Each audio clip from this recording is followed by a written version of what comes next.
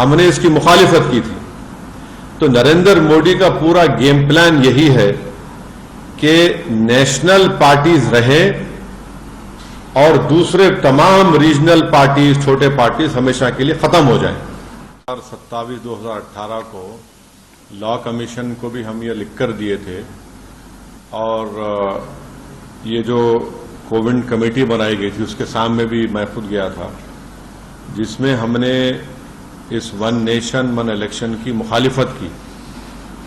और हमारा मानना यह है कि this is a solution in search of a problem. इसको अगर डिस्क्राइब करना है, this is a solution in search of a problem. अब ये नहीं बताया जा रहा है कि ये करने की क्यों जरूरत पड़ रही है आपको। सरकार ये बोलती है कि आपके पॉलिसी पैरालिसिस होता है, कॉस्ट एक्सचेकर को खर्चा होता है। पहले तो यह है कि मॉडल कोड ऑफ कंडक्ट किसी पॉलिसी मेकिंग को जो डेवलपमेंटल है और रूटीन इन नेचर है उसको रोकता नहीं है, नंबर 1। दूसरी बात यह है कि इलेक्टोरल डेमोक्रेसी एक पिलर है हमारे भारत के पूरे कॉन्स्टिट्यूशन का। अब ये वीक कंसिडरेशंस पर अगर सरकार, मोदी सरकार ये कह रही है कि हमको एक पूरे इलेक्शन एक साथ करा देंगे हम, एडमिनिस्ट्रेटिव कन्वीनियंस, इकोनॉमिक वायबिलिटी, तो अगर कॉन्स्टिट्यूशनल रिक्वायरमेंट्स अगर फाइनेंशियल एडमिनिस्ट्रेटिव कंसिडरेशंस पे होगा तो ये तो अलग कॉन्सिक्वेंसेस होंगे, इसके एब्सर्ड कॉन्सिक्वेंसेस होंगे।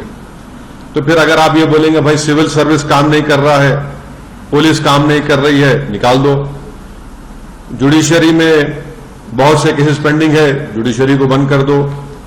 तो ये ऐसा नहीं हो सकता है। इसीलिए ये जो वन नेशन वन इलेक्शन की बात नरेंद्र मोदी 2019 से कर रहे हैं, 2019 में जब उनको दोबारा कामयाबी मिली तो उस वक्त ऑल पार्टी मीटिंग हुई थी पार्लियामेंट की, लोकसभा की लाइब्रेरी में।